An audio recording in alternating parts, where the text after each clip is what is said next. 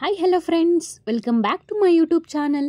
ಇವತ್ತು ನನ್ನ ಚಾನಲಲ್ಲಿ ತಂದೂರಿ ಕಾರ್ನ್ ಯಾವ ರೀತಿ ಮಾಡೋದು ಅಂತ ತಿಳಿಸ್ಕೊಡ್ತಾ ಇದ್ದೀನಿ ಫ್ರೆಂಡ್ಸ್. ಬನ್ನಿ ಫ್ರೆಂಡ್ಸ್, ಹಾಗಾದರೆ ನೋಡೋಣ ಯಾವ ರೀತಿ ಮಾಡೋದು ಅಂತ. ತಂದೂರಿ ಕಾರ್ನು ತುಂಬ ಈಸಿಯಾಗಿದೆ. ಮೊದಲಿಗೆ ನಾನು ಇಲ್ಲಿ ಒಂದು 2 ಸ್ಪೂನಷ್ಟು ಗಟ್ಟಿ ಮೊಸರನ್ನು ತೆಗೆದುಕೊಂಡಿದ್ದೀನಿ. ಆ ಗಟ್ಟಿ ಮೊಸರಿಗೆ 1 ಸ್ಪೂನಷ್ಟು ನಾನಿಲ್ಲಿ ಅಚ್ಚ ಖಾರದ ಪುಡಿಯನ್ನು ಯೂಸ್ ಮಾಡ್ಕೊಳ್ತಾ ಇದ್ದೀನಿ. ನಿಮಗೆ ಖಾರ ಎಷ್ಟು ಬೇಕೋ ನೋಡಿಬಿಟ್ಟು ನೀವು ಹಾಕ್ಕೊಳ್ಳಿ. ಖಾರ ಹಾಕ್ಕೊಂಡ ನಂತರ ನಾನು ಇಲ್ಲಿ ಒಂದು ಅರ್ಧ ಟೀ ಸ್ಪೂನಷ್ಟು ನಾನಿಲ್ಲಿ ಉಪ್ಪನ್ನು ಸೇರಿಸ್ಕೊಳ್ತಾ ಇದ್ದೀನಿ. ರುಚಿಗೆ ತಕ್ಕಷ್ಟು ನಿಮಗೆ ಎಷ್ಟು ಬೇಕಾಗುತ್ತೆ ನೋಡಿಬಿಟ್ಟು ಹಾಕ್ಕೊಳ್ಳಿ. ನಾನಿಲ್ಲಿ 2 ಕಾರ್ನಿಗೆ ಆಗೋಷ್ಟು ತೋರಿಸ್ತಾ ಇದ್ದೀನಿ. ಹಾಗೆ ಸ್ವಲ್ಪ ಇಲ್ಲಿ ನಾನು ಇಲ್ಲಿ ಗರಂ ಮಸಾಲವನ್ನು ಸೇರಿಸ್ತಾ ಇದ್ದೀನಿ.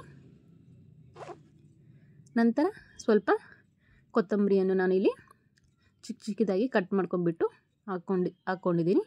ಇದೆಲ್ಲನೂ ನೀಟಾಗಿ ಮಿಕ್ಸ್ ಮಾಡ್ಕೋಬೇಕು.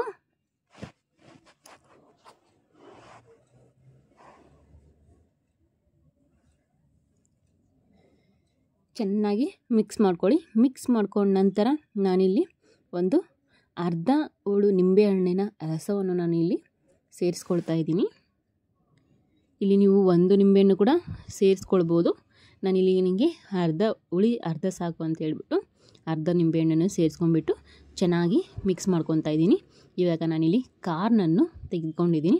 ಇವಾಗ ಮಿಕ್ಸ್ ಮಾಡ್ಕೊಂಡಿರುವ ಮಿಶ್ರಣವನ್ನು ನಾನು ಕಾರ್ನಿಗೆ ಚೆನ್ನಾಗಿ ಮೇಲೆ ಎಲ್ಲ ಈಕ್ವಲ್ ಆಗಿ ನಾನು ಇಲ್ಲಿ ಹಚ್ಕೊಳ್ತಾ ಇದ್ದೀನಿ. ನೋಡಿ, ಈ ರೀತಿಯಾಗಿ ನೀಟಾಗಿ ಈಕ್ವಲ್ಲಾಗಿ ಕೋಟ್ ಆಗಬೇಕು. ಆ ರೀತಿಯೇ ನೀವು ಎಲ್ಲ ಕಡೆಯೂ ಕಾರ್ನಿಗೆ ಒಂದು ಬ್ರಷ್ನ ಸಹಾಯದಿಂದ ಹಚ್ಕೊಳ್ಳಿ.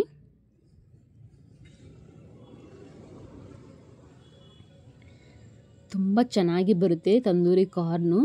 ನಾವು ನಾರ್ಮಲಾಗಿ ಕಾರ್ನ ಸುಟ್ಕೊಂಡು ತಿನ್ನುವ ರುಚಿಗಿಂತ ಇಲ್ಲಿ ನಾವು 10 ಪಟ್ಟು ರುಚಿ ಚೆನ್ನಾಗಿರುತ್ತೆ.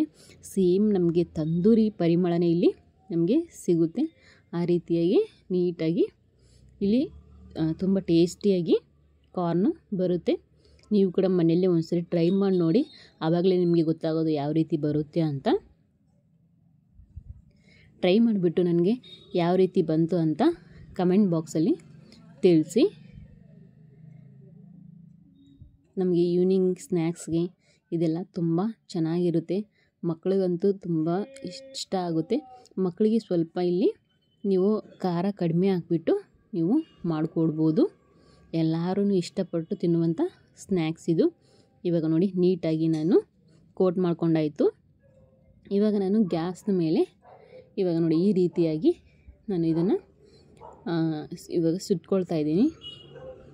ಸ್ವಲ್ಪನೇ ನಾವು ಇದನ್ನು ತಿರುಕೊಳ್ತಾ ಈ ರೀತಿಯಾಗಿ ಸ್ವಲ್ಪ ಫ್ರೈ ರೂಪದಲ್ಲಿ ಈ ಥರ ಸುಟ್ಕೊಳ್ಬೇಕು.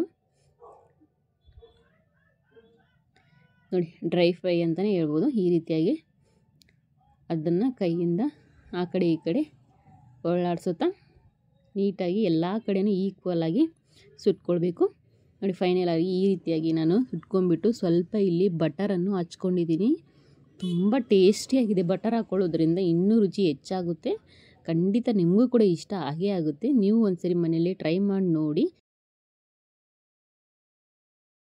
ಈ ರೆಸಿಪಿ ನಿಮಗೆ ಇಷ್ಟವಾದರೆ ದಯವಿಟ್ಟು ನನ್ನ ಚಾನಲ್ಗೆ ಸಬ್ಸ್ಕ್ರೈಬ್ ಮಾಡಿ ಹಾಗೂ ಪಕ್ಕದಲ್ಲಿರುವ ಬೆಲ್ ಐಕಾನನ್ನು ಪ್ರೆಸ್ ಮಾಡೋದ್ರಿಂದ ನಾನು ಹಾಕುವ ಎಲ್ಲ ವಿಡಿಯೋಗಳ ನೋಟಿಫಿಕೇಷನ್ ಮೊದಲು ನಿಮಗೆ ಬಂದು ತಲುಪುತ್ತೆ. ದಯವಿಟ್ಟು ಸಬ್ಸ್ಕ್ರೈಬ್ ಮಾಡಿಬಿಟ್ಟು ನಮಗೆ ಪ್ರೋತ್ಸಾಹ ನೀಡಿ. ಮತ್ತೊಂದು ಇಂಟ್ರೆಸ್ಟಿಂಗ್ ರೆಸಿಪಿಯೊಂದಿಗೆ ಮುಂದಿನ ವಿಡಿಯೋದೊಂದಿಗೆ ಸಿಗ್ತೀನಿ ಫ್ರೆಂಡ್ಸ್. ಅಲ್ಲಿವರೆಗೂ take care, bye bye, keep watching my YouTube.